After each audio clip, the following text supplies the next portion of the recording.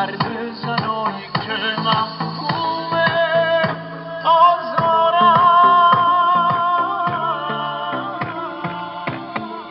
یا خونه‌هایی که تو چرخه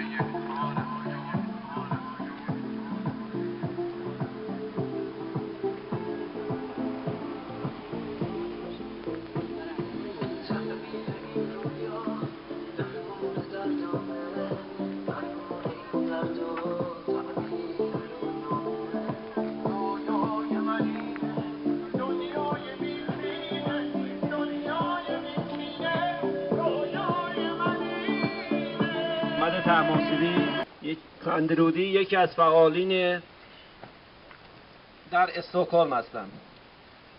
خطاب به پشمینه پوشان سالوس حاکم در جمهوری اسلامی: روز سیاهی در زغال ای شیر شیطان خورده ها، بار شیطان برده ها، خیکی به بار آورده ها، مال مردم خورده ها ناچار رودل می کنند. یک دهن قسیان کنید ای خون مردم خورده ها، لقمه های چاق و درشت آن شما شیخان بود، بس شما هم لفت و لیس ریزه ها و خورده ها. گشتند آزرده غم پیران و جوانان وطن، شرمتان باد ای دشمنان پرورده ها. هرچه گل هست از سموم سردتان افسرده است، با خزانه خود کنید احسان این افسرده ها. ما شما نامردمان از جنس خود چون بیشماریم، ای شما شیخان ریا از جنس مرده خورده ها. حق گلوتان بفشرد روز قصاص ای خون ملت خورده ها. ای گلوی بیگناهان این همه بفشرده ها. بار الها با مخرب های میراث کهن ما چون کنیم با روی فرهنگ ایران برده ها. شرم بر کل نظام جمهوری اسلامی در ایران. سیاسی آزاد باید گردد. زندانی سیاسی آزاد باید گردد. زندانی سیاسی آزاد باید گردد. دراویش زندانی آزاد باید گردد. دراویش زندانی آزاد باید گردد. دراویش زندانی آزاد باید گردد. دراویش زندانی آزاد باید گردد. یک فعال سیاسی و مدت 12 ساله که تو سوئد فعال سیاسی میکنم و 8 ماهه که دم لانه جاسوسی صحبت‌هایی داریم و افشاگری میکنیم جمهوری اسلامی.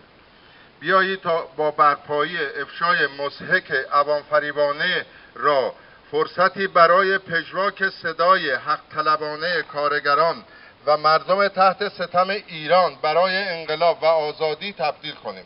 انتصابات حکومتی و انتخابات واقعی مردم ما تحت سلطه جمهوری اسلامی انتخاباتی در کار نیست و واقع بهترین روش جهت مقابله با سیستم مضحک انتخاباتی عدم شرکت در آن می باشد که خود به مثابه تلاشی برای نشان دادن هرچه بیشتر عدم مشروعیت دیکتاتور حاکم بر همگان می باشد. مرگ بر اصل ولایت فقیه، زنده باد ایران، سربلند خلق قهرمان ایران. مرگ بر جمهوری اسلامی! مرگ بر جمهوری اسلامی! مرگ بر جمهوری اسلامی! مرگ بر جمهوری اسلامی! خامنه‌ای بدونه به زودی سرنگونه! خامنه‌ای بدونه به زودی سرنگونه! که قابل پیش بینی بود، شورای نگهبان روز چهارشنبه 3 اردیبهشت 8 نفر را به عنوان نامزدهای انتخابات دهمین دوره ریاست جمهوری اسلامی اعلام کرد. در رژیمی که شورای نگهبان آن نظارت می‌کند که چه کسی خود را نامزد کند و صلاحیت نامزدها را به جای تکیه بر تشخیص مردم خود در دست گرفته است، مردم چه اعتمادی می‌توانند به این نامزدها داشته باشند؟ مردم خود شورای نگهبان را فاقد صلاحیت می‌دانند. این شورا یک صافیه به تمام معنا برای غربال مخالفین و منتقدین است. این شورا خود را به قوه مقننه تحمیل کرده و به جای مردم می‌خواهد با مغز علیلش فکر کند. مردم که نابینا نیستند و مزه دموکراسی ابتدایی و قدرت مردمی را چشیده‌اند، آنها نمی‌توانند این مضحکه را مورد تایید قرار دهند.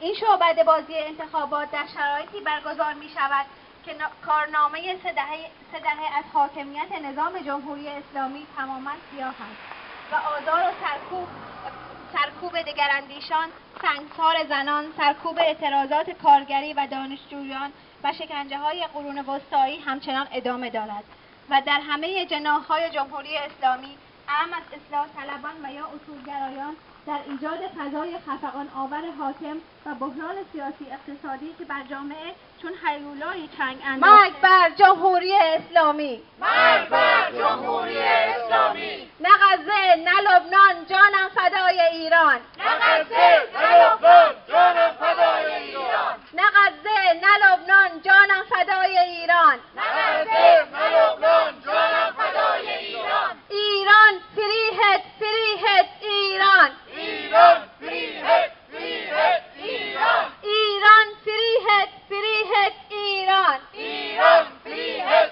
فریهت ایران! با خسته نباشید به بچه‌های سه‌شنبه و همه آزادیخواهایی که هر هفته اینجا جمع میشین.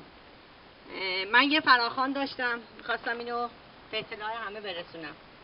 ما یکی از برگزار کنندگان پارک مادران لاله و کمیته علیه مبارزه با زندانیان برای زندانیان سیاسی روز جمعه 14 یونی مقابل همینجا، البته اینجا رو ندادن، میدون رو دادن برامون. اینجا جمع میشیم از همه دوستان، همه آزادیخواهایی که واقعا واسه وطنشون دلشون میتپه. خواهش میکنم حضورشون رو به هم برسونن و با نه به انتخابات مخالفت خودشونو اعلام کنن. و در ضمن 20 یونی برای یه دونه اکسیون داریم در سرگل استوری از ساعت 5 الی 7. کمیته زندانیان سیاسی، دفاع از زندانیان سیاسی برگزار کنندشه. خواهش میکنیم از تمام آزادیخواها، هموطنان گرامی در این اکسیون هموطنانشون رو تنها نذارن. با تشکر. زندانی سیاسی آزاد باید گردد. زندانی سیاسی آزاد باید گردد. زندانی سیاسی آزاد باید گردد. زندانی سیاسی آزاد باید گردد.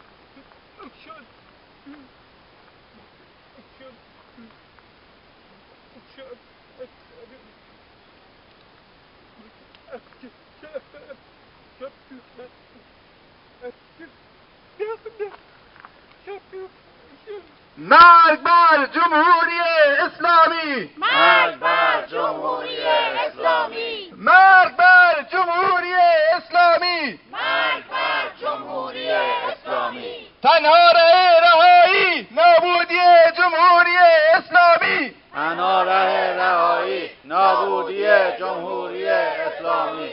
زندانی سیاسی آزاد باید گردد. زندانی سیاسی آزاد باید گردد. زندانی سیاسی آزاد باید گردد. زندانی سیاسی آزاد باید گردد.